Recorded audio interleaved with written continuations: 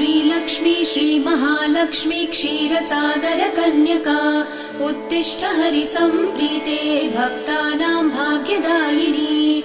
श्रीलक्ष्मी श्रीमहालक्ष्मी क्षीरसागरकन्यका उत्तिष्ठ हरिसम्प्रीते भक्तानां भाग्यदायिनी। उत्तिष्ठोत्तिष्ठ श्रीलक्ष्मी विष्णुवक्षस्थलालये उत्तिष्ठ करुणापूर्णे लोकानां शुभदायिनी। उत्तिष्ठोत्तिष्ठ श्रीलक्ष्मी विष्णुवक्षस्थलालये उत्तिष्ठ करुणापूर्णे लोकानां शुभदायिनी।